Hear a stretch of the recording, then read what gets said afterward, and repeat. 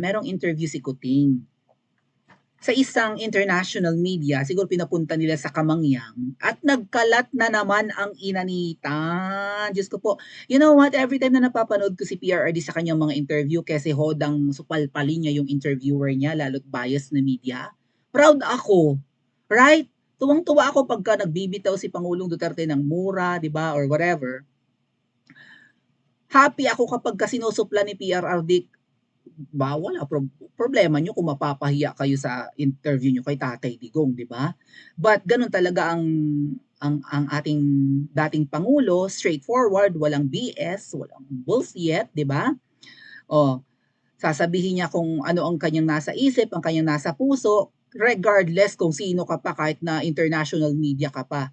So, noong panahon ni Tatay Digong, nandun sa atin yung sense of pride, mataas ang ating, 'di ba, ang ating pagmamalaki sa lahing Pilipino, dahil ang mismong pinuno natin ay hinahangaan ng buong mundo. Trending si PRRD. Sino lang ba naman tayo? Sabi nga po, we belong to third world country, 'di ba? Developing country pa lang tayo, hindi pa tayo fully developed, hindi pa tayo industrialized, tayo po ay agricultural nation lang, so mabagal po talaga ang progress. Pero dapat nga po self-sustainable tayo kung talagang agricultural country tayo, dahil hindi natin kailangan bumili kung yun pala ang hanap buhay sa atin. No? Pagtatanim ng palay, gulay, prutas, 'di ba? Pag-aalaga ng mga hayupan, pangingisda, agriculture as a whole. So, ibig sabihin, kung ganyan ang hanap buhay ng mga Pinoy, hindi tayo dapat bumibili. Ngayon, ang solusyon ng bagong Pangulo, import ng import, mukhang may pera sa import. Tapos, talamak pa ang smuggling.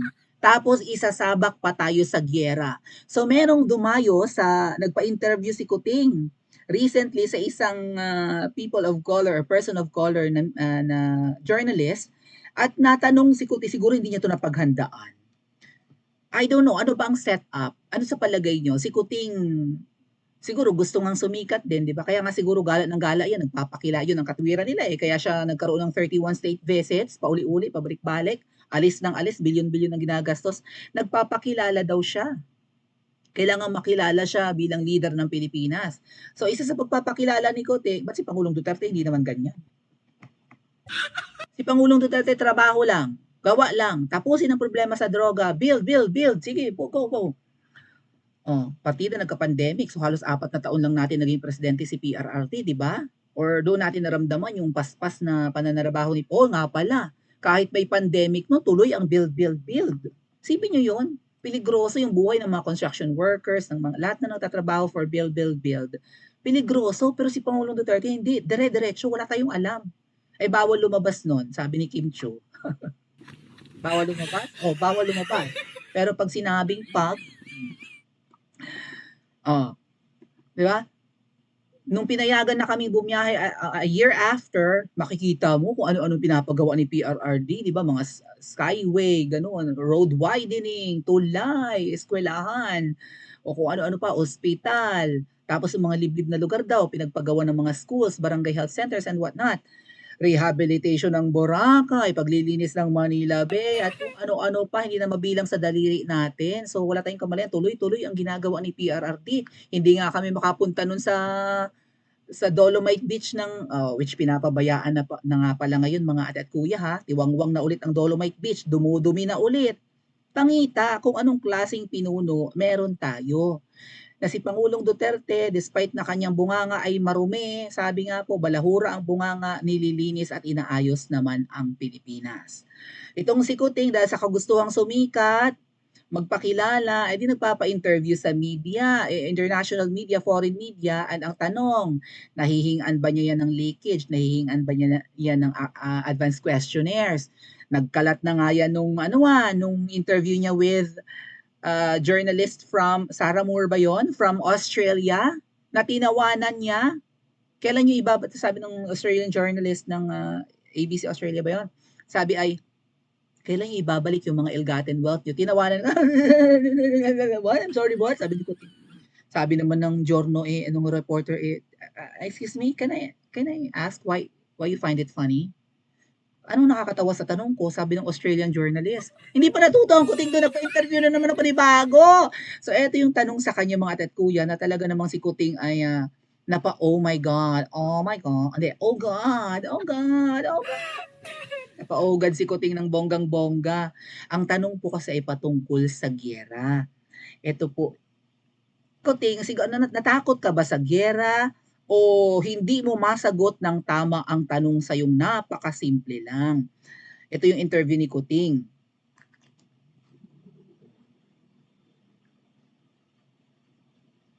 So yung caption dito na nag-upload sa TikTok mga ate at kuya, thanks kay Miss Maricar sa pag-upload nitong video. Ito ang tanong kay Kuting, will the US die for the Philippines in the South China Sea disputes? Di ba may naputulan daw ng daliri dyan. O gustong-gusto na nila makapagyera. So dahil nga meron tayong MDT with the US, di ba? Meron tayong, tsaka nandito yung kanilang mga base militar sa mga EDCA sites na yan. So, pinagmamalaki ni Kuting at ng Anemika na ironclad, right? Matibay ang ating pakikipagkaibigan sa Anemika. Strong ang ating bond, 'di ba? So, yeah, ally kuno natin. We are allies with the US, 'di ba? So, ang tanong ng Giorno kay Kuting, sa tingin mo ba willing mamatay ang US para sa mga Pilipino? Sa gusot dyan sa South China Sea. Take note, South China Sea. Hindi West Philippine Sea. Yan ang totoong tawag dyan. Yan yung nire-recognize ng international, di ba? Internationally, ng international audience and whatnot, ng international community na pangalan ng lugar na yan. That's South China Sea, hindi West Philippine Sea. Tayo lang ang nag-imbento niyan para kunwari atin. Inakikiagaw lang naman tayo. Okay? Oh. Ang sagot daw ni Kuting ay parang hesitant siya. Parang ayaw niyang sagutin. At pakikinggan natin ha. PBBM's hesitation is the answer. The US only views the Philippines as a chess piece. So para tayong pawn. It never treats us as a real ally. Tinanong si Kuting, willing ba magpakamatay ang mga kano para sa Pilipino? Oh God, sabi ni Kuting. Hindi niya masagot, oo naman, ang mga kano pa, handang sumugal ng kanilang buhay yan. Kampihan lang tayo laban sa China. Willing silang mabangbang, magkandamate ang kanilang sundalo. Hindi masagot ni Kuting. So yun ang sagot. Hindi niya masagot. So ibig sabihin, alam niya sa sarili niya na hindi willing mategi ang mga kano para sa atin. Oh. At ang turing sa atin ay tool. Sabi nga nung isang, di ba, kano? Tayo ay gagamitin lang ng Anemika. Pagkatapos gamitin, itatapon na. Dahil wala tayong kwenta, sabi nga, we never like you. Sabi ng mga kano. Oh. So gaano ka ka-confident, Kuting, tungkol dito? Let's listen po ha sa interview na to ni Kuting. Confident are you the U.S. is willing to go to war with China over a disputed reef in the South China Sea? Oh, God.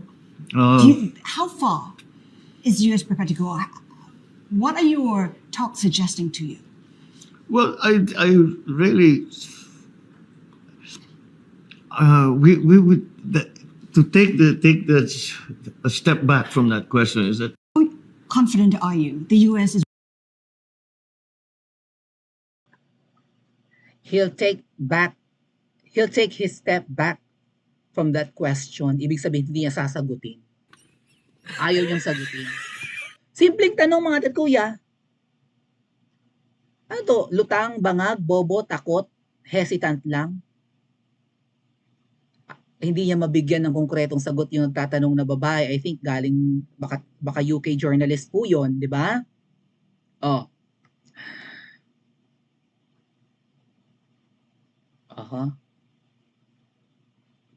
Okay.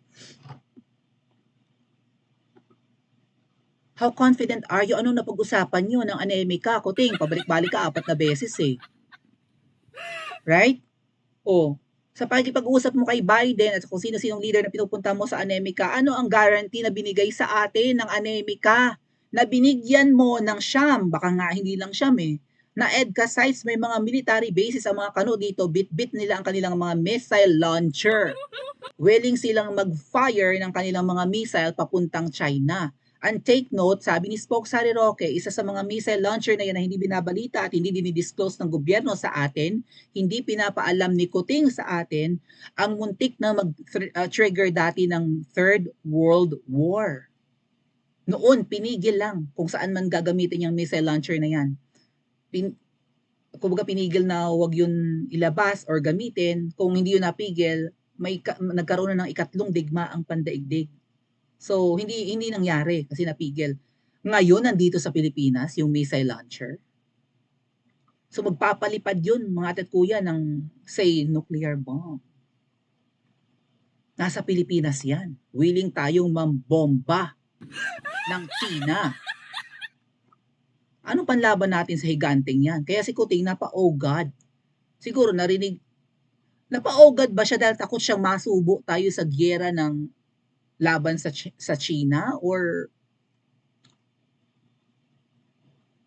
I don't know. Hindi niya masagot kasi anong pinagbalik-balik mo sa US at bakit pinosisyon mo dito yung mga kanong sundalo na yan, Kuting? Tapos pag nagkaroon ng gyera, hindi mo masabi sa nagtatanong sa iyo, international press ang nagtatanong sa iyo. Kung ang tingin niyo sa mga Pilipino ay bobo at hindi makaintindi ng wikang Ingles, which totoo naman, maraming ganyang Pinoy, di ba? Hindi articulate sa pangalawang wikang umiiral sa Pilipinas at sa buong mundo. Lingua franca po kasi yan international lingua franca yung English. So, most commonly used language sa bawat bansa, right? Or kung hindi man sa bawat bansa, at least internationally. Sa napakaraming bansa ay ang wikang Ingles. O sa Pilipinas, nagde-deteriorate po. Ibig sabihin, unti-unting nagiging bulok yung comprehension ng Pinoy sa wikang Ingles, di ba? Dahil sa palpak nating educational system kung ano man. Kasalanan ni Trililing yan. Huwag yung isisi kay VP Sara yan, ha? O, may problema, may naging contribution si Trililing sa pagbulok ng sistema ng edukasyon sa Pilipinas. Kung hindi niyo narinig sa mga nakaraang discussion ko, banggitin ko sa mga susunod. Pero yan, so kung sa tingin niyo, total English ang tanong, hindi naman maintindihan ng Pilipino, sana sinagot mo na lang, Kuting, ng kaplastikan. Yeah, the Anemica is willing to die for the Philippines, willing to sacrifice their lives. Nang etos ka sana ng ganyan, Kuting. At kung maintindihan mo ng mga Pilipino, at least, ay ganun pala, may kakampi pala tayo. Let's go na, labanan na ang China. Go! Ipaglaban ang kasarinlan, kuning-kuning. English na nga lang ang isasagot mo, nagkanda utal-utal ka pa, nagdubi-dubi-dap-dap ka pa. Napaugad ka, siguro na-imagine mo na madudurog tayo sa giyera, mismong ikaw nakakaalam. Ngayon, ang tanong ko sa iyo, Kuting, sino ang totoong gusto na isabak tayo sa giyera? Ikaw ba yun o ang asawa mo?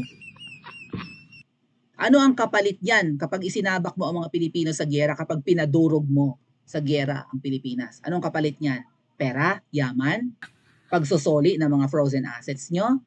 Dahil sa kasakiman ninyo, willing kayong mamatay ang mga Pilipino? Mapapa-ogad ka ngang talaga. Oh, nasa tama ka bang katinuan? Hindi ito ang pangako mo noon. So, sino ang nagdedesisyon nito? Nga pala, mga ate ko, may nagbanggit ha, si Marimar Rojas, isa sa mga may impluwensya kung bakit ganyan ang pag-iisip ngayon ni Kuting. Kung bakit si Kuting ay 'di ba? Paiba-iba ng desisyon para sa Pilipinas. Pangako niya noon, 'di ba, sabi niya, naku, bumahing lang yung dalawang bansang yan, China, Amerika, babubura tayo sa mapa.